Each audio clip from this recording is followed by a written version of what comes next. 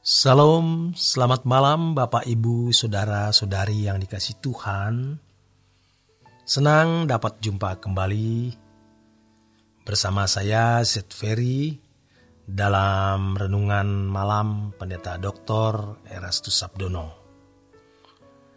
Malam hari ini bertemakan merasa betah. Dalam mempersiapkan diri menerima kemuliaan yang Bapa janjikan, kita juga harus memperhatikan dengan siapa kita bergaul selama kita hidup di bumi ini. Orang-orang yang Bapa tidak suka kita bergaul dekat dengan mereka, jangan bergaul.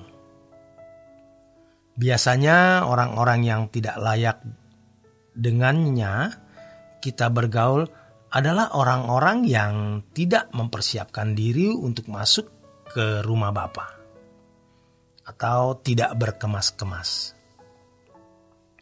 Jangan bergaul dengan orang yang tidak berkemas-kemas.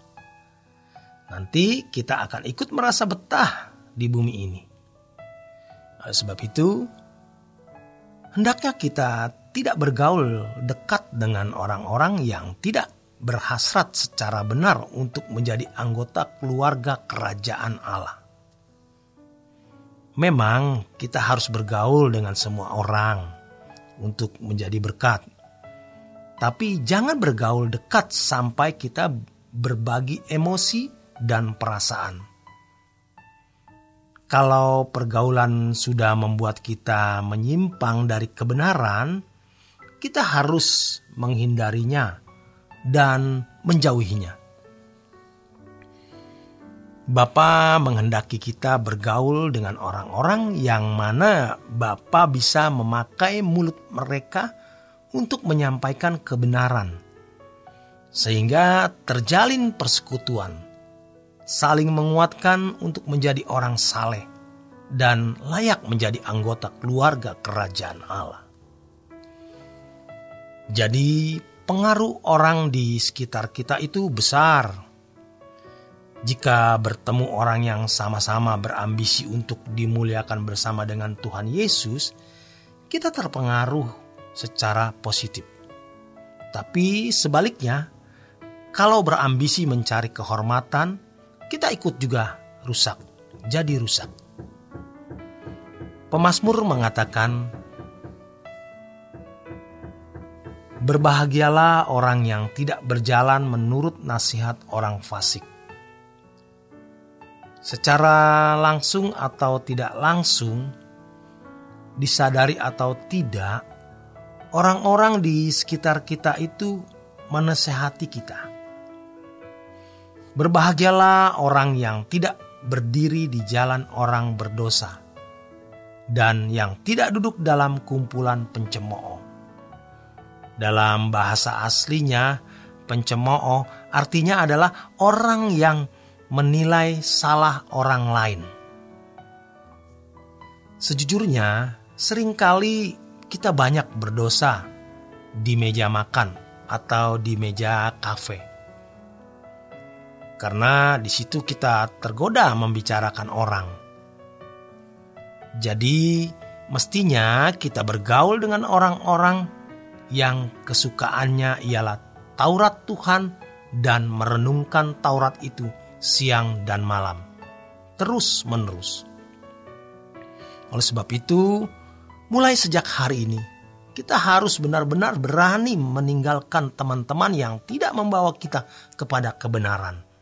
Dan selanjutnya, kita selektif terhadap siapa yang menjadi sahabat kita. Sebab kemuliaan bersama dengan Tuhan itu tidak murahan. Harus dibangun sejak dini. Jangan menganggap murahan, lalu kita menunda bertobat, menunda hidup suci, menunda berkorban. Jangan begitu. Baiklah kita menghabiskan sisa umur hidup kita untuk memberkati.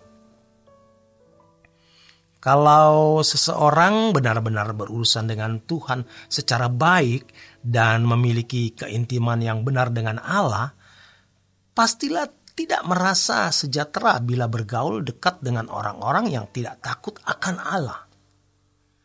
Dalam hal ini, kita harus menyadari bahwa tidak semua orang yang beragama Kristen itu Kristen. Kristen artinya seperti Kristus, atau paling tidak semakin berproses seperti Kristus. Kita semua belum sempurna, tapi harus ada perubahan dan pertumbuhan. Bergaul dengan sesama orang Kristen belum tentu menjadi baik kalau orang Kristen tersebut tidak dewasa rohani.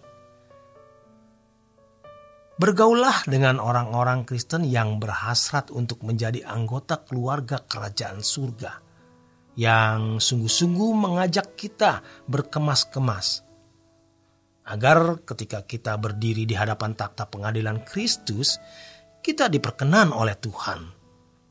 Dalam hal ini, kita minta petunjuk Tuhan untuk membedakan roh.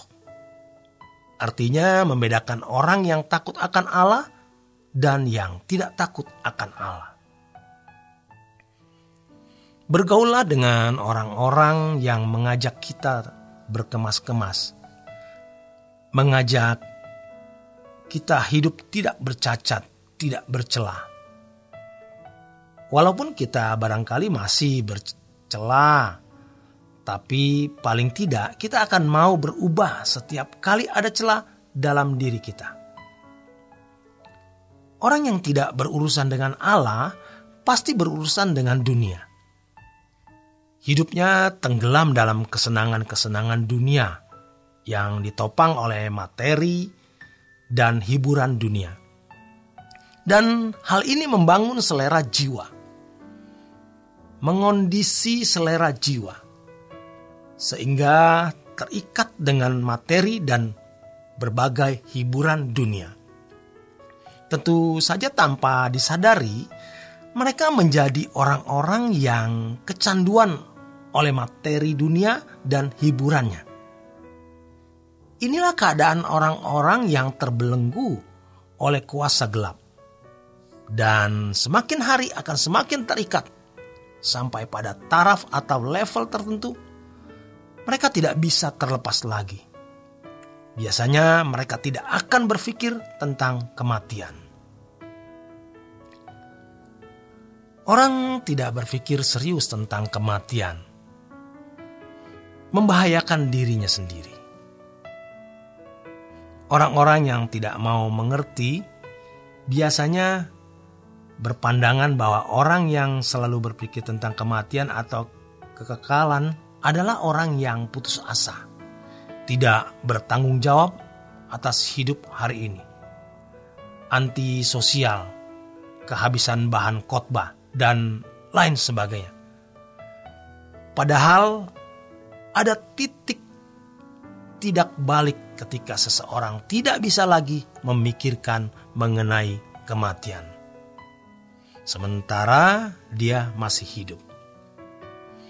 Orang yang tidak berurusan dengan Tuhan ini sampai mati tidak akan pernah mempersoalkan mengenai Allah atau tidak berurusan dengan Allah secara benar.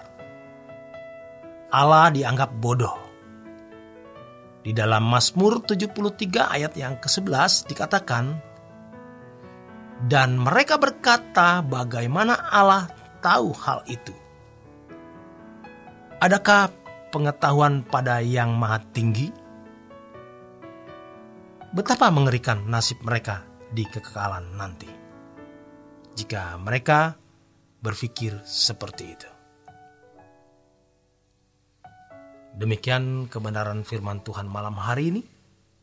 Selamat berjuang, selamat beristirahat, Tuhan memberkati.